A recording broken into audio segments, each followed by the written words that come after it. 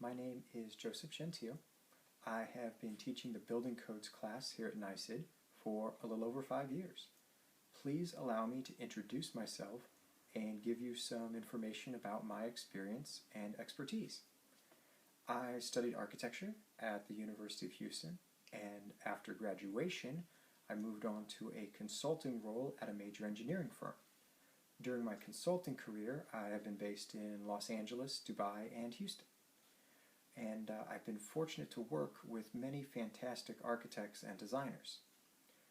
I love buildings, and that's why being an expert on the building codes has been a rewarding pursuit for me.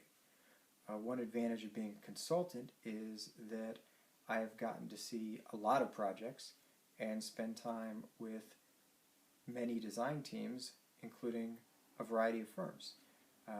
That has its advantages compared to working on a single design team for many years.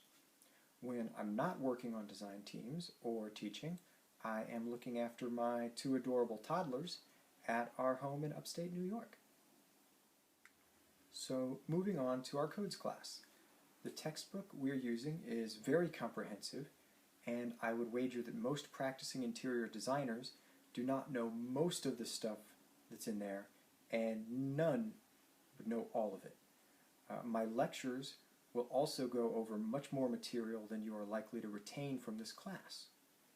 So you may be wondering, why would he put all this material out there if he doesn't expect us to learn and retain it all?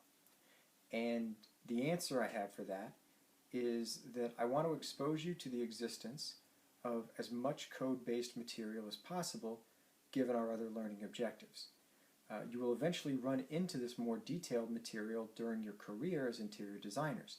And when that happens, I'm hoping that a memory, a little bell goes off in your mind that tells you there's probably a code requirement for this, and then you'll know to start searching for that important guidance. One of my favorite books is Outliers by Malcolm Gladwell. He is an author and journalist with an interest in social science and psychology, and he's very interested in the idea of success.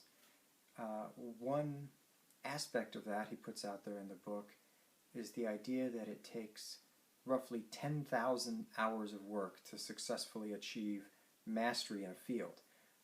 I've found that to be true, so once you have practiced for 10,000 hours, meaning about 5 years of full-time work, please come back and revisit this material, and I think you'll see it in new and valuable ways. One important development in building codes this year is the building codes for the City of New York are scheduled to be updated from a version that we first began using in 2014 to a new 2022 version. This is expected to happen in November. In this class, we'll be working with the current 2014 information, but don't worry, almost all of what you are learning here will still be useful when the code updates. So thank you for watching this introduction. To summarize, please focus on the big ideas and interrelated concepts if you want to do well on the examinations for codes class.